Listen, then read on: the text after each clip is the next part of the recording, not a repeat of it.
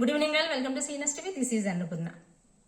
ప్రతి సీజన్ లో కూడా గ్రూప్ గేమ్ అంటూనే ఉంటాం. చొక్క బ్యాచ్ ఒక గ్రూప్, మిగతా వాళ్ళంతా ఇంకొక గ్రూప్ ఆడుతూనే ఉంటారు. సో ఇక్కడ నాకు గ్రూప్ గేమ్ వద్దురా బాబు, నేను గ్రూప్ లో లేను అని చెప్పి ఆ ట్యాగ్ నుంచి బయటకు వచ్చేయడానికి నిఖిల్ ఏదో చేశాడు.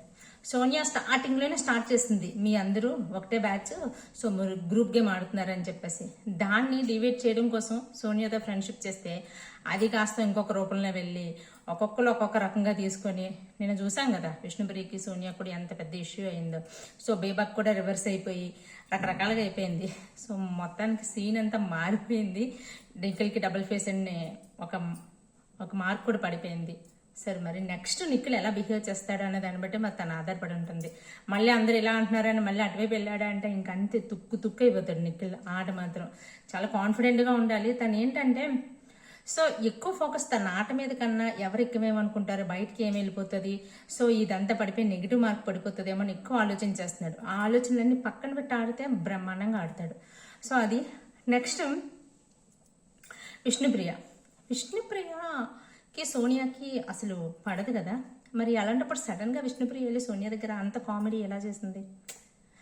నేను అనుకోవడం అయితే విష్ణుప్రియ అంటే తన గేమ్ అయి ఉండొచ్చు, తను ఫోక్ చేస్తుంది కదా. సో అంత లైట్ తీసుకుంటా, పిచ్చి లైట్ ఉంటావు అది ఇది అనుకుంటూ సో సిచ్యువేషన్ కోసం ఎదురు చూస్తుందేమో. కామ్గా ఉంది 1 వీక్. నాకు తెలిసినంత వరకు విష్ణుప్రియ అంత కామ్గా ఉండే అమ్మాయి అయితే కాదు. 1 వీక్ కామ్గా ఉండి చిల్ అవుతూ సో సరదా నాటీగా బిహేవ్ చేద్దాం, అలా చూపిద్దాం తన క్యారెక్టర్ని అనుకుంది. కానీ సిచ్యువేషన్స్ చూసి సోనీ ఎప్పుడు దొరుకుతుందా అని చూసిందేమో నాకు అనిపిస్తుంది. ఎందుకంటే ఎప్పుడైతే బేబక్ అవుట్ అయిపోయి నిఖిల్తో అంత పెద్ద సిచ్యువేషన్ అయిన తర్వాతే విష్ణుప్రియ కూడా దగ్గరికి వెళ్ళి అందరూ ఇలా అనుకుంటున్నారు కదా మీరేమనుకుంటున్నారని సోనియాని అడిగింది. కానీ అక్కడ విష్ణుప్రియ ఎక్స్పెక్ట్ చేయలేదు ఏంటంటే సోనియా అలా రియాక్ట్ అవుతుందని తను అనుకోలేదు. సో అది షాక్ అయింది. కానీ దాన్ని అక్కడ ఇగో వల్ల ఇంకా దాన్ని కంటిన్యూ చేసేసింది. అదైతే అసలు బాగాలేదు. విష్ణుప్రియ మళ్ళీ బయటకు వచ్చి సోనియా ఏడుస్తున్నప్పుడు కూడా మళ్ళీ బయటకు వచ్చి అంత మళ్ళీ ఏదేదో అనేసరికి అక్కడ విష్ణుప్రియ కామ్ అయిపోతే ఇంకోలా ఉండును. సో సోనియా ఏడుస్తున్నప్పుడు కూడా విష్ణుప్రియ డైలాగ్ వేసేసరికి అది కొంచెం నెగిటివిటీలో పడింది. సో అది నేను చిన్నగానే అన్నాను కదా ఎందుకు అంత రియాక్ట్ అయింది అని. స్టార్టింగ్లో అంత పెద్ద డైలాగ్ ఎందుకు వేసిందంటే సోనియా కదా, మరి సోనియా అలా వేయకుండా ఎలా ఉంటుంది. సో దాని తర్వాత సోనియా బాగా సెన్సిటివ్ అయిపోయింది. అది మరి ఇప్పుడు నెక్స్ట్ వీక్ నామినేషన్స్లో వీళ్ళిద్దరి మధ్యలో ఎంత పెద్ద యుద్ధం జరుగుతుందో ఎలాంటి. సోనియా అసలు చిన్న విషయాన్ని ఊరుకోదు. కుక్కర్లో పప్పు మాడిపోయిందని కుక్కర్ స్టవ్ ఆపలేదని చెప్పి పెద్ద ఇష్యూ చేసింది. ఇంత పెద్ద విషయాన్ని వదిలేస్తుందా? నెక్స్ట్ వీక్ నామినేషన్స్ అయితే ఒక లెవెల్లో ఉంటాయి. సో అది ఇంతలో చిన్న మాట. ఈ వీడియో మీకు నచ్చితే లైక్ చేసి షేర్ చేయండి ప్లీజ్. సబ్స్క్రైబర్ చేసుకోండి. ఇంకా నా రివ్యూ ఎలా ఉంటుందో ఒక్క కామెంట్ చేయండి, అది మీకు నచ్చినా నచ్చకపోయినా సరే. అలాగే ఈ కంటెస్టెంట్స్ మీద మీ అభిప్రాయం ఏంటి? నాగార్జున గారు ఈ వీక్ ఎలా మాట్లాడారు, ఎలా రెస్పాండ్ అయ్యారు, దాని గురించి కూడా కామెంట్ రూపంలో తెలపండి. సో లైక్ చేస్తే ఈ వీడియో కొంచెం 10 మందికి వెళ్తుంది, నా రివ్యూ ఎలా ఉంటుందో తెలుస్తుంది కదా. సో నెక్స్ట్ ఇంకా మన బేబక్ చాలా లేట్గా రియలైజ్ అయ్యారు. మళ్ళీ ఈరోజు ప్రోమోలో నిన్న ఎపిసోడ్లో కూడా వాళ్ళు పృథ్వీకి బేబక్కి మధ్యలో డిస్కషన్ అయినప్పుడు కూడా పృథ్వీ అంటాడు, అక్క మీరు ఈ వాయిస్ ఏదో ముందుగా వినిపించాల్సింది అని. ఇది ఈరోజు సెకండ్ ప్రోమోలో కూడా అదే చూపించాడు. ఎప్పుడో రియలైజ్ అవ్వాల్సింది ఇప్పుడు రియలైజ్ అయ్యారు అంటే దానికి బేబక్క డే 1 రియలైజ్ అవ్వాల్సింది అంటే దానికి బేబక్ అంటారు. అలాంటప్పుడు ఎందుకు సార్ నాగార్జున సార్ ఒకరోజే పెట్టాల్సిందిగా బిగ్ బాస్ 100 days ఎందుకు పెట్టారు?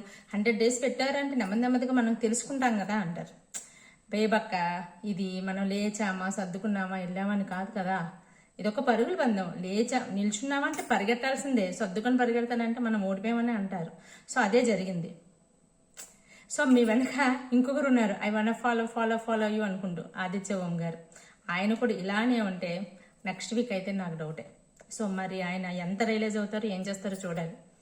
సార్ ఆదిత్య ఓం గారు మీలో ఒక శివాజీ కనిపిస్తాడేమో, లేదంటే జూనియర్ శివాజీ అయినా కనిపిస్తాడేమో పెద్ద తరహాగా అనుకున్నాం, కానీ అస్సలే ఏమీ కనిపించట్లేదు. అసలు మీరే కనిపించట్లేదు సార్. దీన్ని ఇంప్రూవ్ చేసుకోకపోతే మాత్రం చాలా కష్టం ఆదిత్య ఓం గారికి. ఇంకా నెక్స్ట్ ఈరోజు ప్రోమోస్ చూసినా 2 ప్రోమోస్ చూసినప్పుడు కూడా నాగార్జున గారు ఒకటి చెప్తున్నారు, సండే అంటే ఫన్ డేతో పాటు పేడే అని.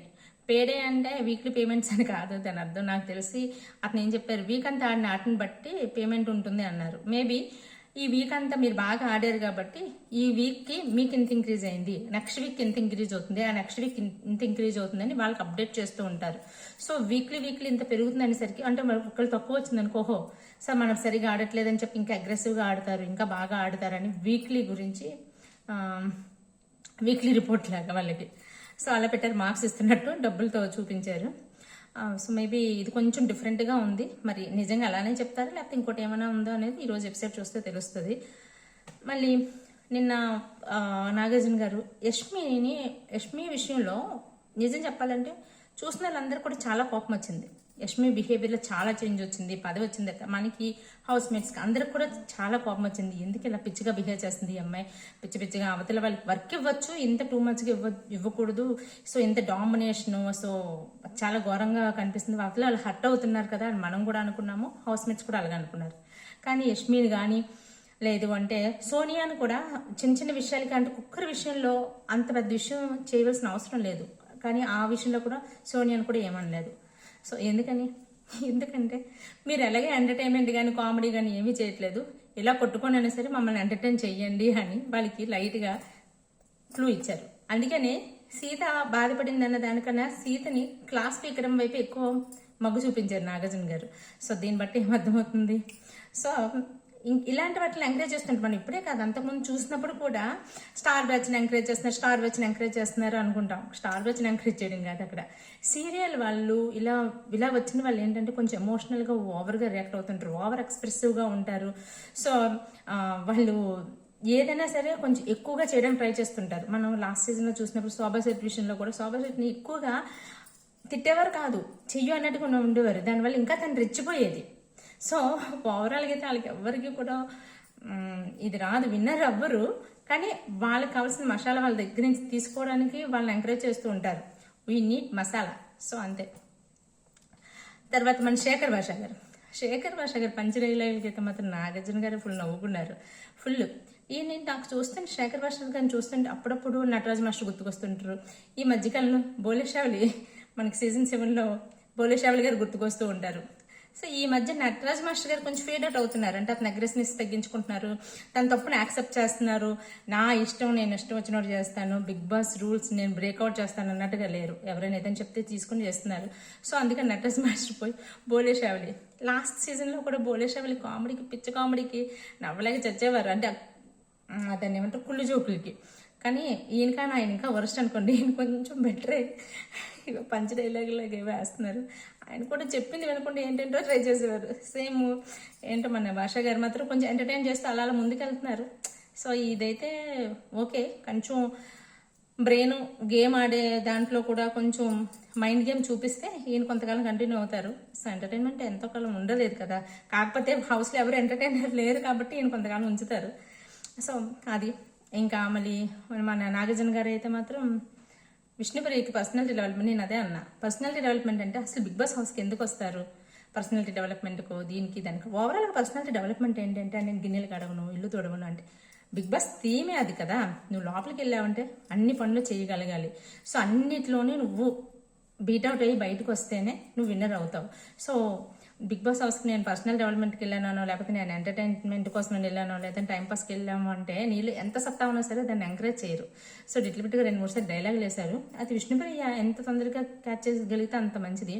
బిగ్ బాస్ థీమ్ ఏంటో మర్చిపోయింది లోపలికి వెళ్ళాక, చూడాలి. సో అది సో ఓవరాల్గా అయితే బిగ్ బాస్ హౌస్లో ఉన్న వాళ్ళందరూ మిగతా వాళ్ళ గురించి మనం ఇక్కడ నబీల్ గురించి కానీ పృథ్వీ గురించి కానీ వీళ్ళందరూ ఏంటంటే కొంచెం ఇంప్రూవ్మెంట్ స్లో ఇంప్రూవ్మెంట్ స్టేజ్లో ఉన్నారు. పృథ్వీ కొంచెం బెటర్, ఇంకా అభయ్ నవీన్ అయితే ఓకే బాగానే ఉన్నాడు.